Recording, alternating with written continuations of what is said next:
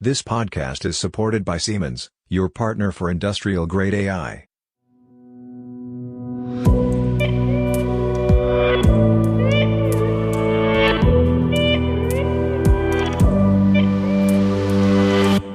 Hello, everybody, and welcome to a new episode of our Industrial AI podcast. My name is Robert Weber, and our greeting this morning goes to our AI in the Alps participants. Welcome to Zug. We are looking forward to the 2 days with you. Hello, Peter. Good morning, Robert, and good morning, good afternoon, good whatever you and wherever you are. Including, as you said, to our participants of the AI in the Alps, which is, as we are broadcasting on Thursday, will start joining or have already joined us today. Yeah, absolutely. Peter, let's start the news section because the first episode of Women in AI and Robotics is already waiting in the main section. Our guest is Professor Dr. Gitta Kutyniok from LMU Munich. And Munich is a good keyword because the Technical University of Munich is the #1 university in Europe with the most AI founders according to a study by Early Bird Venture Capital. So congratulations to Munich. From what? On a European level? Or? On a European level, okay. Yeah. Mm-hmm. And what I found very interesting, French AI startups are amongst the best funded in the European Union. Best funded, okay. Mm-hmm. Yeah, best funded. I was surprised when it comes to France, but recently there was an announcement about Mistral AI, and they raised over 100 million euros.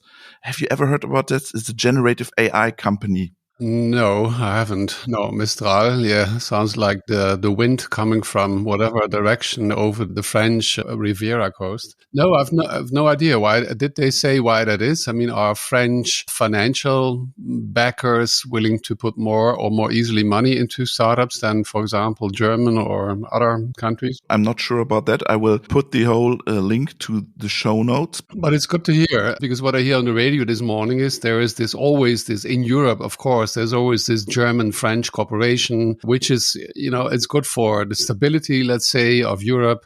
The smaller countries, not smaller in size. A couple of times I considered that actually we have, like France or Spain, countries that are a lot bigger than Germany, but not as many inhabitants. But then at the same time, what we hear all the time on the radio about France, that, people go on the streets and there is a lot of things happening and the prime minister not visiting us. It's not the prime minister, it's the president. Yeah, it's always depending on what country we are, what we call them. But there you go. And not visiting because of what's happening there. So very nice to hear here with us some nice, very good, positive news about our French listeners and French people putting resources into artificial intelligence startups. Yeah, I think the French government invests a lot in AI startups. There was some programs, I remember, that they invest a lot of money in that. But, Technical University of Munich is #1. And special thanks to Dr. Till Klein from Applied AI for sharing this information. The link is in the show notes. Very good. You want to go on? I can stay with university while around the world, loads of discussions, I think not only where we are based in Germany, but elsewhere, take place about pupils using large language models for doing their homework, right? You see that all everywhere around. Harvard University, so a couple of years later then, they encourage students to use a bot as their 24/7 learning assistant for, they call the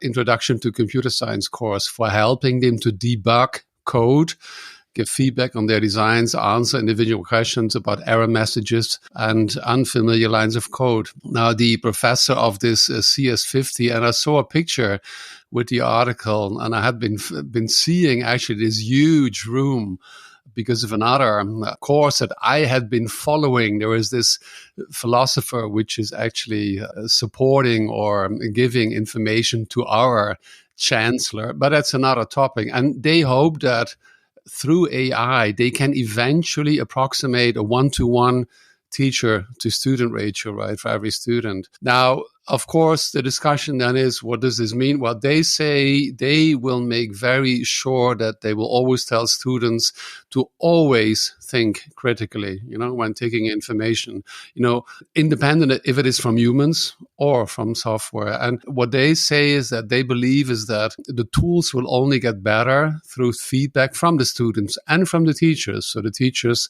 will be very much part of the process. I think there was this news that students are allowed to use ChatGPT also in Hamburg, in German city in the north, using ChatGPT at the examination. So it's very interesting. What is it? I mean, I've seen these photographs, real photographs, not mid-journey pictures. And it's, as we discussed this, in 10 or 20 years, young people will have no clue that we had cameras at some point. And what was a camera for? Were you actually snapshotting what is happening in real world?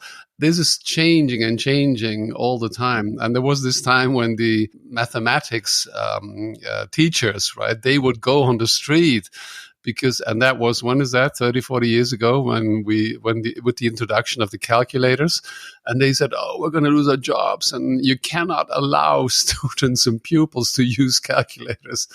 It's the most normal thing to do. And so we go step by step. Now, I must say that maybe as part of our listeners, it's going to be the same. I assume that maybe there's going to be a higher percentage of, people, because of our listeners, you and you, Robert, and I, and we deal with, and we can maybe more easily jump in and maybe understand.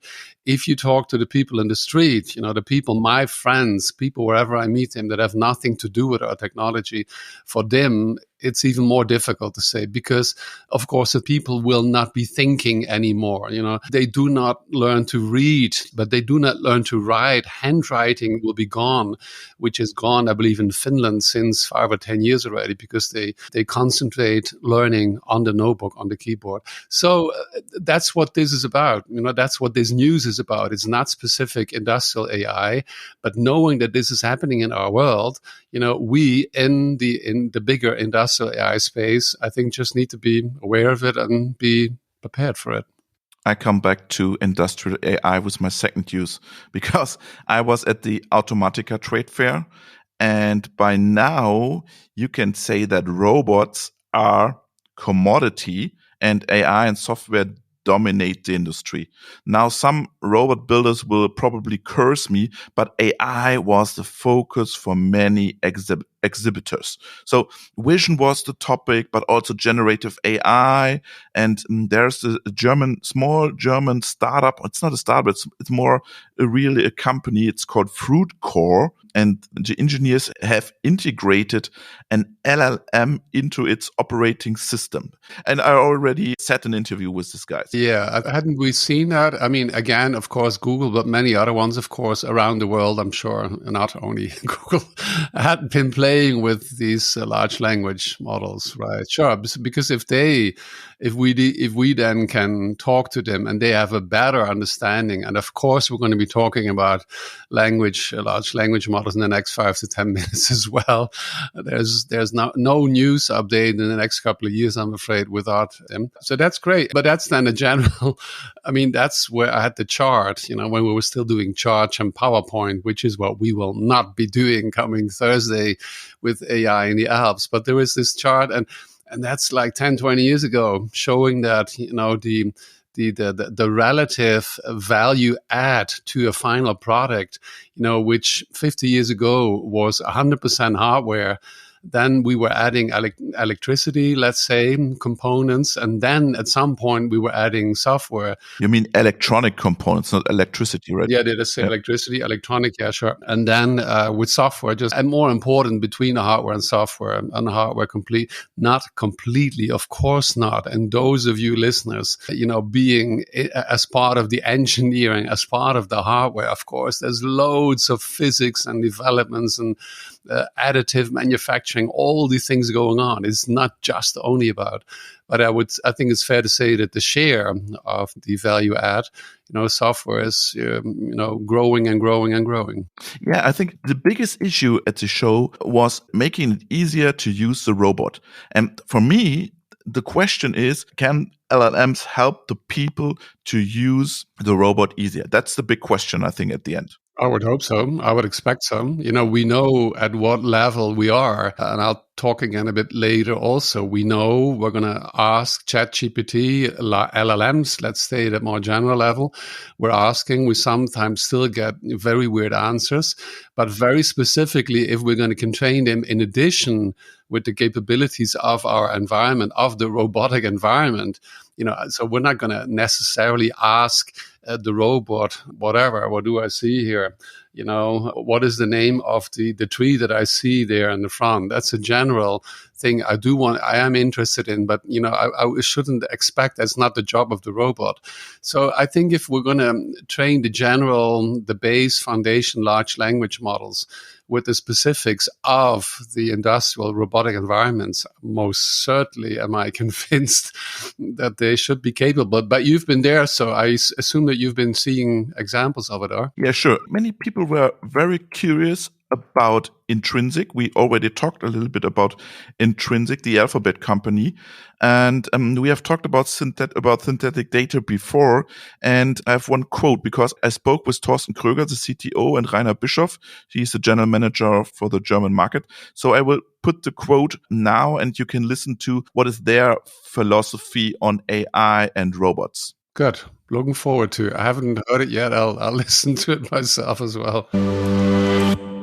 To make robots really more accessible, I think it's fundamental, like Thorsten already said before, robots have to become more flexible, and flexibility is achieved by using sensors. And our robot controller can use sensor information in real time, vision information, force torque sensor information, and then react to that. So the robot is much more easily able to have, let's say, smart functionality in terms of smart pick and place, or smart bin picking solutions. You can use perception skills that we offer, but that will also be offered then by a large community. You can use collision-free path planning skills, and you can use, of course, grasping skills. So this is something that you can easily plug together in a flow chart. And today it's only us, but in the future, many developers will be able to provide these kind of skills or assets in a more broader term.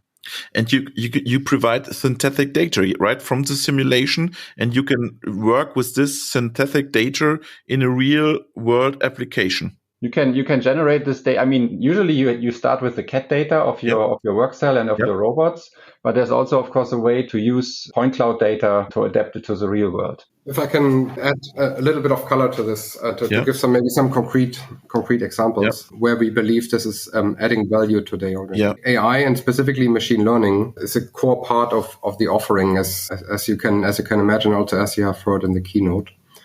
And at a very high level, let's maybe make a distinction between perception or visual perception in particular. We use cameras in industrial settings, and then also actuation when it comes to be it to motion planning or manipulation planning, and maybe controller parameterization even. The example that you have seen in the keynote is that pretty much without writing a single line of code, as a developer, all you need is a CAD model of an object, and you upload that through an interface. And then in a cloud-based offering, we will generate, like you said, Robert, large amount of synthetic data to train a model. That model will then be downloaded and it can be executed on-prem. So basically on-prem, we only run inference, the model that was trained in the cloud. And what you can see is that you have a highly reliable, highly robust pose estimator, for example, or also thinking of calibration, which is another key aspect, of course. And there are obviously a number of industrial applications where robust pose estimation is going to be key. And there will also be more coming from in our offering that we will announce in the next couple of weeks and months in this space to show the utility value for customers even more.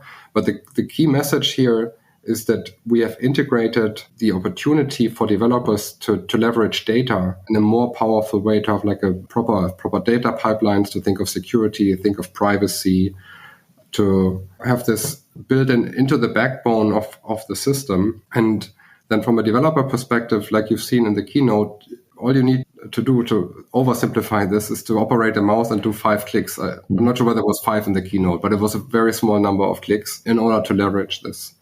And we believe that this is one of the things that will be attractive if you use flow state, that you don't really need to worry about the computer vision, don't have to worry about the data, don't have to worry about the machine learning piece when it comes to deploying perception systems. But how do you deploy this machine learning model then? On-prem, you can think of an industrial PC or think of an edge device. Okay. And you typically have a real-time component. So there's a real-time operating system that is being used. Typically, there's a non-real-time part as well. For perception, inference, so depending on your setup, you can run things on a CPU, you can run things on a GPU, you can run things on a TPU, depending on what kind of hardware the customer has or needs for an application. And that's actually something we can literally show today. And the important aspect to also refer to what we shared in the product announcement is, from a deployment perspective, everything we do runs in Kubernetes, and invested a lot in really empowering and leveraging Kubernetes here, because it's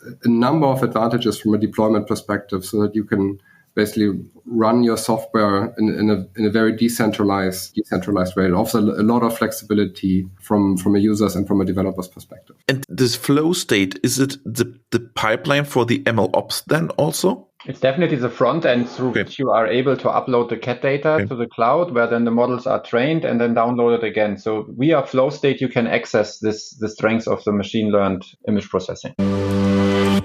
So a lot can be done with AI in the field of robotics, and we will get more robots on the podcast for sure, Peter. So we have a little bit to switch into the robotics market. That's perfectly okay in as far as they have been already a very important part of our industrial AI and will most certainly continue to be. I mean, we continue to hear about the lack of workforce people. We don't have enough people, and that's only going to be stronger and stronger. So, and there's this huge chance for all the economies. And that is the case here in the Western world, let's say in Europe, but also in the United States. I've seen that the job openings are growing and growing and growing everywhere.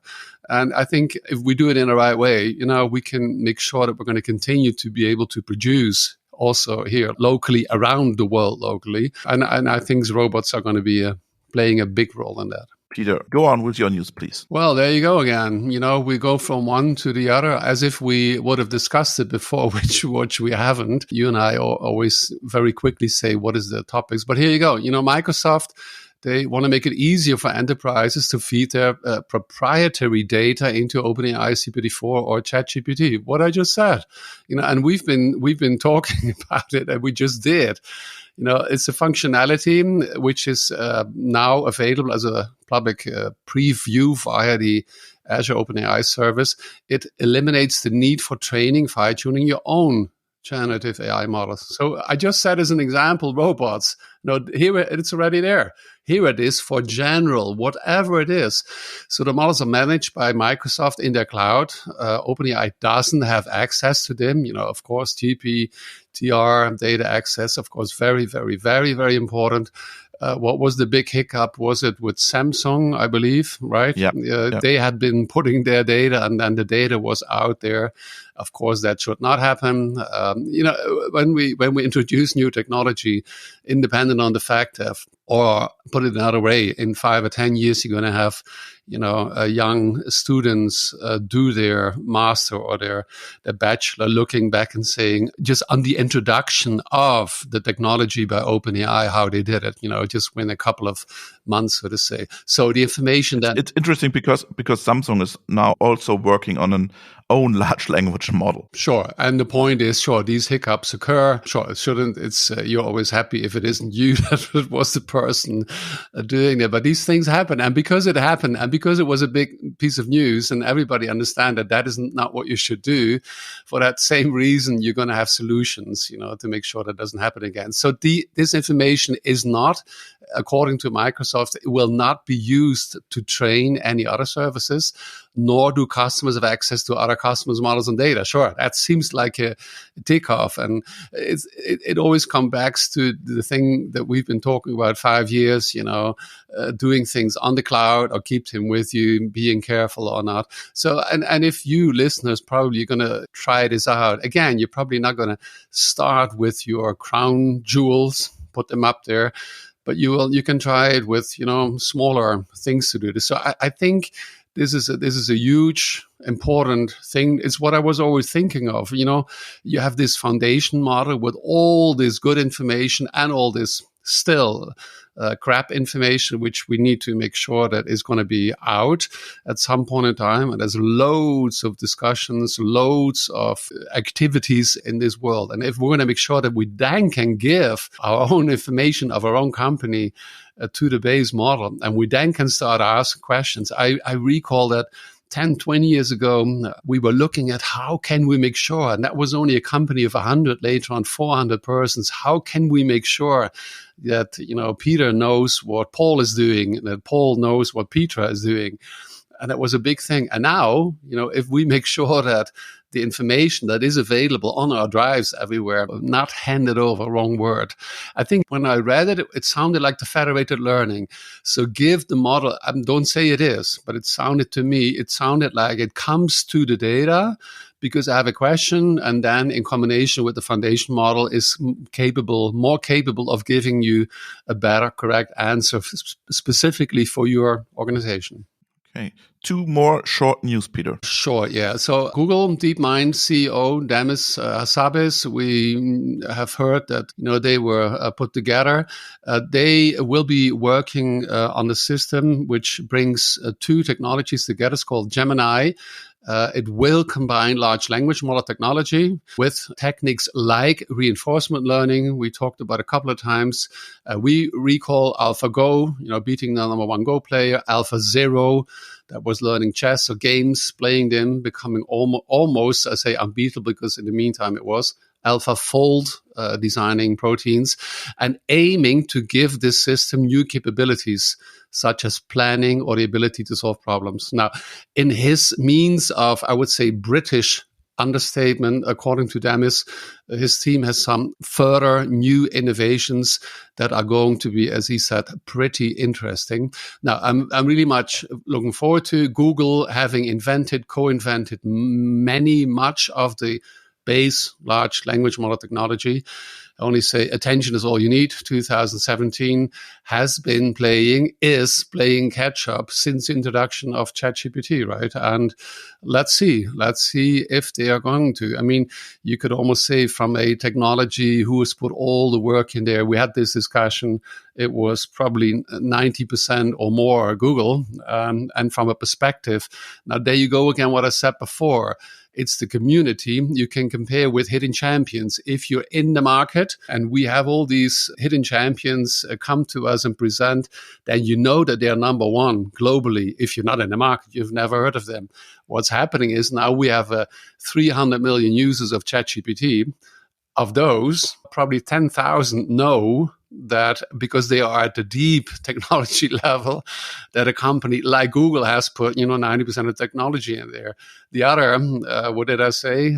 299 million or whatever people have no clue because they're not interested in what is at the base level. So still very much looking forward to. I do believe that they will be showing some very interesting things if that's what Demis is announcing. Maybe Francesco Nori can tell us a little bit more, because Francesco is a researcher in robotics at DeepMind, and we will have an interview with Francesco in the summer. Very good. Looking forward to. So my final one is more specific industrial AI then to close as well. Sure, this is what we are, and this is what we report, and this is what our podcast and interviews is about, but reporting about what's happening in the more general large language model AI world, I believe, and I hope you agree, dear listeners, is important. So Mark Zoller, Fabian Maute, Peter Zeiler and Marius Lindau. They are students with Marco Huber. You and I will meet Marco later on in the week as well.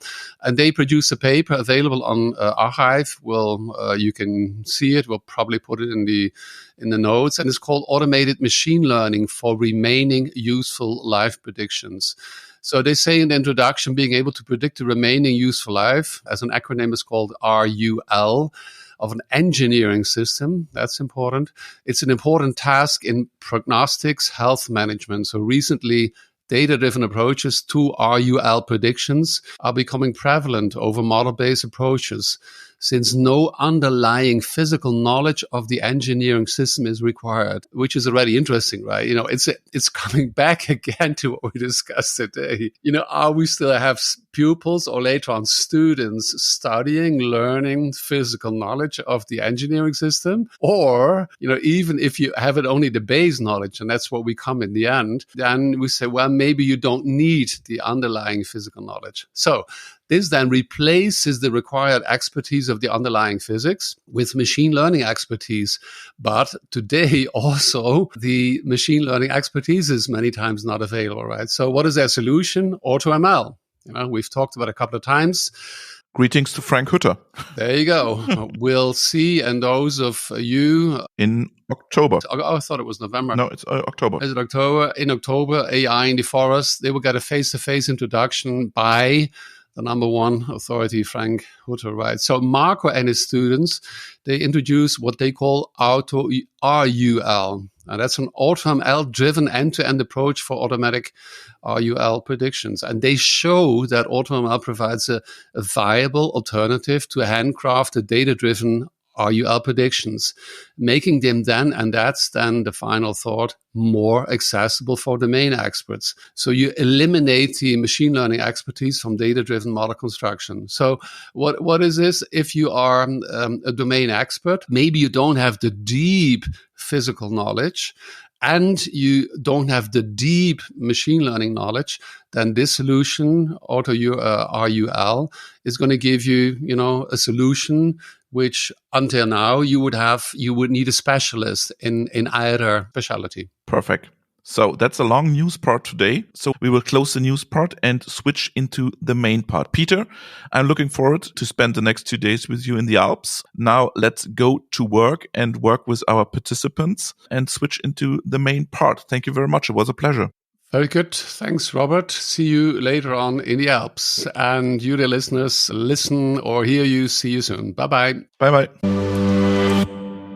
We are celebrating a premiere today, and we present the first episode of our partner, Women in AI and Robotics.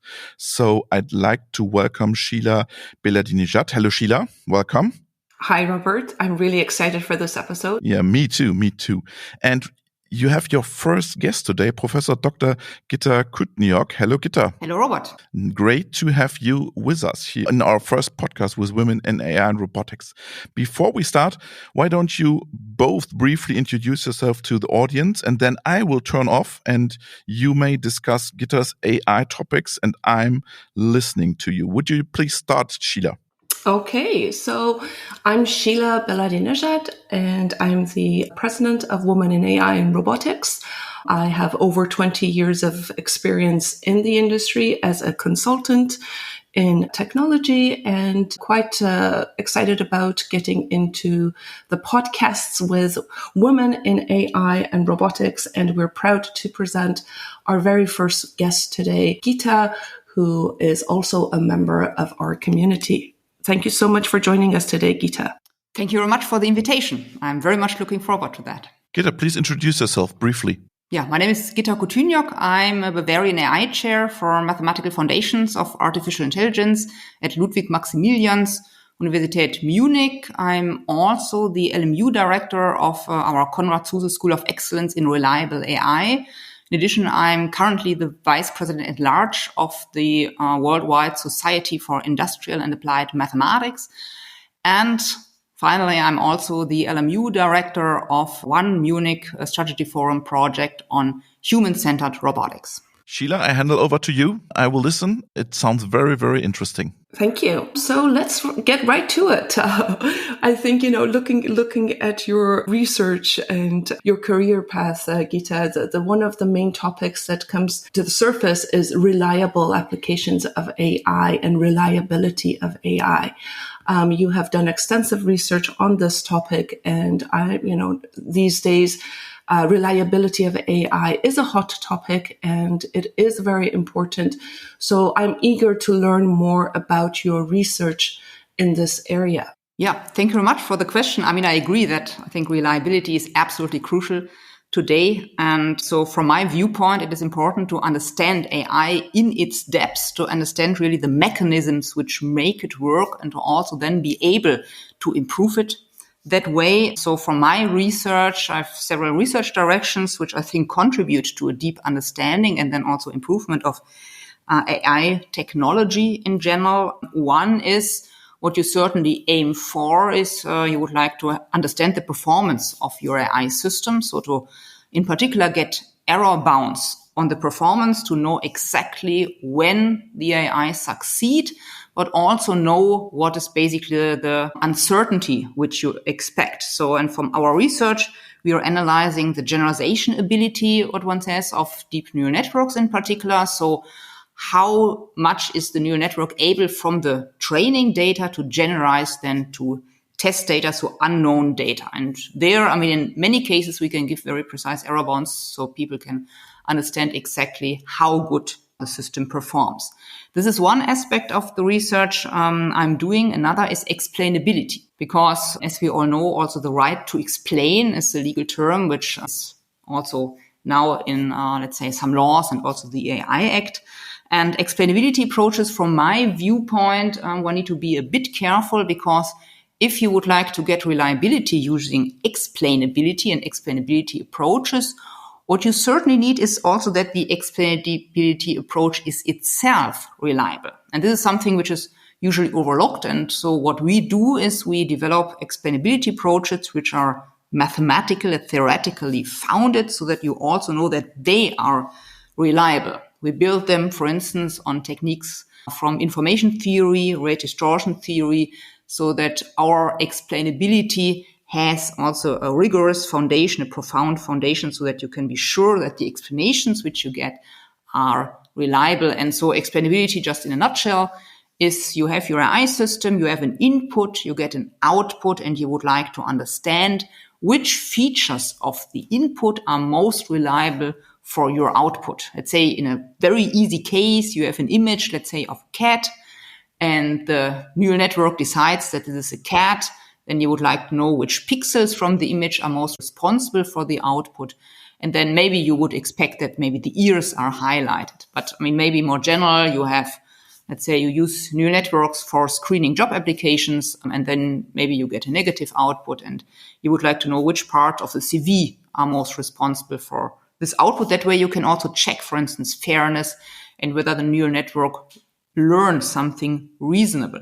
And maybe as one additional point, what we also analyze is, I think, an area which is, from my viewpoint, often overlooked and there has to be much more emphasis on, which is our limitations of AI, because AI is not a Swiss Army knife. It has limitations, and I think it's very important to carefully analyze that as well. And so what we did, for instance, in that direction was we looked at aspects concerning hardware platforms, because everybody these days train AI on GPUs, so on digital hardware. And so you break your problem down to sequences of zeros and ones. And this has to have certain restrictions, since most real world problems are of a continuous nature. And what we found out is, indeed, there are reliability problems for many problem settings, which could also be a cause for the instability we often witness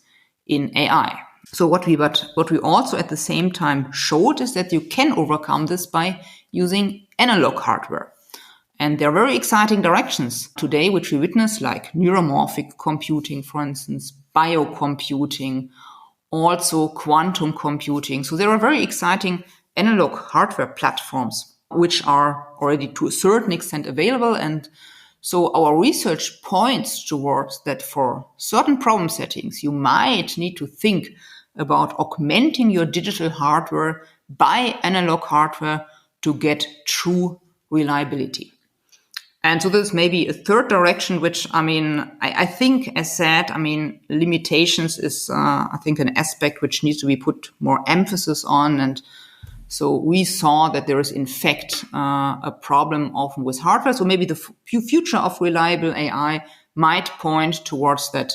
One need to think about the hardware platforms where we train our AI on, and might need to develop more sophisticated hardware platforms incorporating analog hardware, and then certainly also the algorithms need to be set up appropriately. I think this last point that you mentioned, Gitta, is quite fascinating and personally new to me. So perhaps we need a full episode to cover this topic in further depth to better understand it. But I had not heard of this approach before. And it's interesting that research is being done in looking at things not holistically, not just on the digital side, but also on hardware. And as you mentioned, there are multiple aspects to AI itself and its limitations. So trying to find the limitations and going beyond that sounds like a very interesting approach. So maybe I can add one point concerning reliability. As I said, I think it's absolutely key topic. And so what we did now also in Munich to actually educate students, in particular also in reliable AI, we have a new Konrad Zuse School of Excellence in reliable AI here in Munich between both universities, between LMU Munich and TU Munich. So our teaching schedule for master plus PhD is exactly in that direction. So we cover aspects like safety, security, privacy, and responsibility. And also we have topics, on the one hand, theoretical, algorithmic foundations, and then concerning applications, concerning medicine and healthcare, robotics interacting systems, and also algorithmic decision making. So, and we believe and hope that we can that way actually bring international talents in this area here to Germany, educate them, and then also keeping them, and then hopefully also that way support our industry in Germany and also academia at the same time. Great. That sounds like a very fruitful initiative. I believe the launch of this program is in last July. Yeah, so the launch was actually July last year. So we had already our first call for PhD students. We got numerous applications worldwide. Really top applications. So very hopeful to be successful with our endeavor in building up the school and really then educating the next generation of AI researchers in and for Germany. Great. Thank you. Gitta, I think one of the major issues with people from the industry, and since we have listeners of this podcast who are from the industry, is applying the techniques, the theoretical techniques and researches to their everyday work and practice. So with the topic of reliability of AI and reliable AI and so on, what recommendations do you have for the audience who are eager to learn more and apply the techniques that you have found helpful and useful to their work? Yeah, so on the one hand, I think what is important is to always use explainability approaches, because what can happen is that the training data might not be optimal. So there could be some components in which one does not see at the beginning, but then it could be that the AI just learns those components, and this is not something you would like. And so then the AI is actually not able to generalize to unseen data. But with explainability approaches, you can basically test a bit whether the AI system, or in particular deep neural networks, learn something reasonable.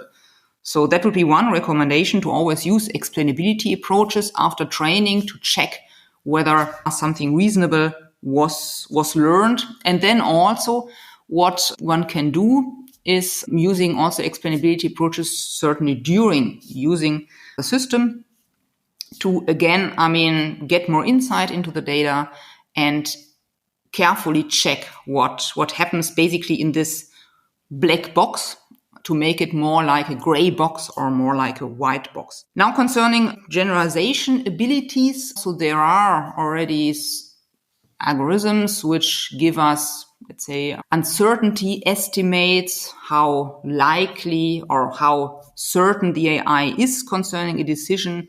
I think invoking that is always very useful because one would like to also know. And I think one main problem is that if, let's say, the training data is not sufficient, the AI will just reach a decision based on insufficient training data. But what one really would like is to understand how certain it is. And so I think using these type of approaches, so uncertainty quantification, I think gives much more insight how trustworthy then in the end the outcome is.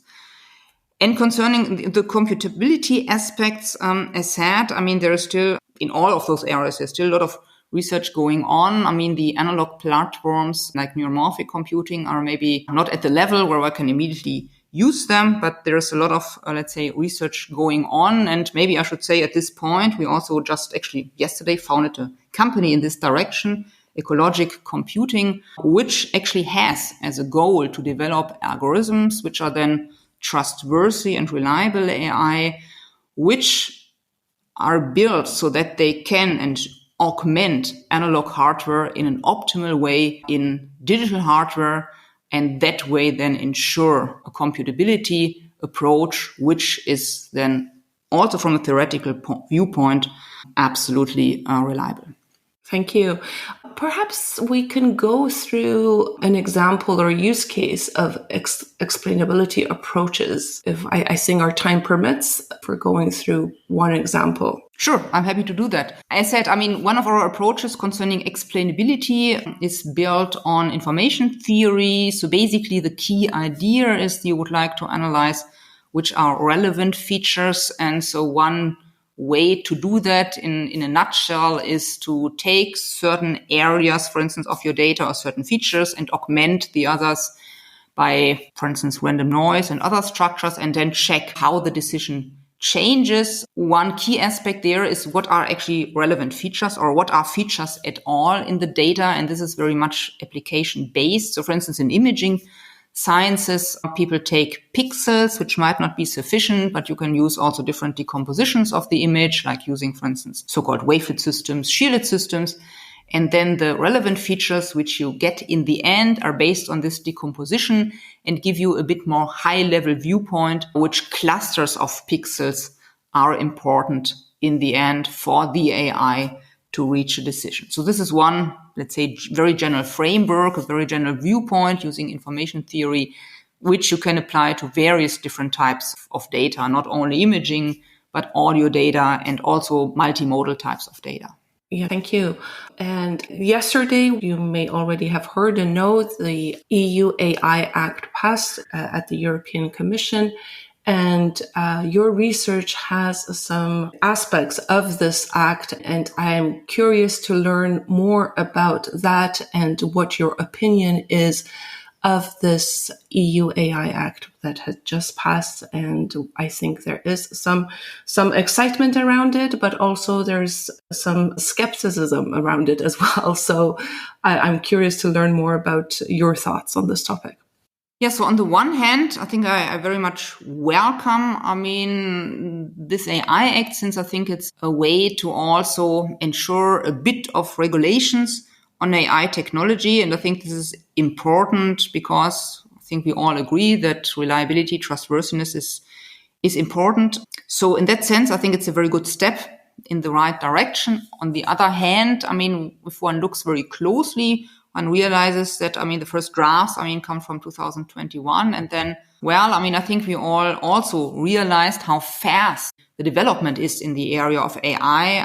Since 2021, major changes happen. We have transformers now. We have foundation models. People are already thinking about the next stage of foundation models, which are much closer to the human brain, allowing something like sequential decision making. So in that sense, I think it is a step in the right direction, but on the other hand, it was also very slow to reach that decision. And I think if the development continues that way, it will create a major problem, because then, these laws are, in a sense, very quickly outdated. So from my viewpoint, the decisions need to be be much quicker. And so what I also welcome is, this decision of the G7, which happened in Japan, that there's a worldwide effort in that direction. Because I think if now the EU has an EU Act, which I think is something to see from a positive viewpoint, but it needs to be in correspondence also with the worldwide development. Since what one would not like to happen is that we have extremely strong laws in Europe, but the other countries do not have those and really push forward with the AI development. And so there I see the danger that actually, Germany and also Europe as a whole falls back in the development of AI. And this I view as a very dangerous direction and situation right now. Great. Thank you so much for sharing your thoughts with us, Gitta. I think we covered the areas of your research from the error bounds of generalization of graph neural networks to explainability approaches and mathematical foundations and so on, and also the computability aspect of utilizing digital hardware and analog hardware and augmenting that to have better explainable algorithms that are transparent and so on. So these three aspects are all, I think, equally important and interesting for us to learn more about. Perhaps, we can, in future episodes, dig deeper into each one of those and learn more about them from you. Robert, I think we are out of time, right? Yeah. Wow. I'm really impressed by both of you because it was a very, very, very interesting first episode. And I'm thrilled to listen to this episode. And I have one more question to Gitta because I wrote some questions down during your conversation. I have one more question. What are the next steps in regulation, in transparency, in explainability? What are the next steps in research? So I think, if you think about also what is already mentioned now in the AI Act concerning algorithmic transparency, right to explain, algorithmic accountability, from my viewpoint and taking it, let's say now to my research, as that, so we can show that for many problems, you can actually not ensure this using just pure digital hardware. So I think the next step, from my viewpoint, is to now expand the hardware people use, in augmenting it with analog hardware, to then also be able to fulfill the requirements, the legal requirements, which are there today for AI technology. There's always a prejudice that the European wants to explain something and wants to regulate something, and the Americans are making business out of it. Do you see the same research in the Anglo-American universities about explainability, or is it a European focus? So I also see the same research. I think people are also doing research in that direction. What I don't see is, say, the drive towards regulations. So on the research side, I see similar directions, but the legal side is different and more, I might say, relaxed in that sense than in Germany and Europe, or let's say less conscious, however you would like to phrase it. And could it be a business case to have an explainable AI model? Do you think this is a unique selling point for software in the future? Yeah, so it indeed, it could be something like, made in Germany always was an amazing quality science. So it could be that in the future, if AI comes out of Germany, worldwide, it is known that this is then explainable and reliable. So from my viewpoint, I think that is a great chance. So for instance, also with Konrad Zuse School, we think in that direction. So this could be, I think a very strong business model. Perfect. And can you share some more information about your company you established 2 days ago? What is the business, the idea, what you provide to the industry? So what we provide are software solutions. We are also now in the process to establish cooperation with hardware industry to also have that component covered. And so I do this jointly with my colleague Holger Boche from the TU Munich and Frank Fitzek from the TU Dresden. And as said, it's a fabless approach. We provide the software which then would augment also, which ensures that you can augment digital hardware by analog hardware. And maybe I should also mention that this, from our viewpoint, also solves the energy problem, because we also know that, digital hardware uses an enormous amount of energy, but analog hardware does not. So with these software solutions, you could also tackle that worldwide problem of this huge energy consumption for GPU training. Gitta, it was a pleasure. Thank you very much. Sheila, congrats. Your first episode, it was very, very interesting. You did it so well. We are really looking forward for the next episode. Thank you very much. Thank you, Robert. It was a real pleasure for me and a lot of fun. Thank you. Thank you, Robert. Thank you, Gitta. Thank you, Sheila.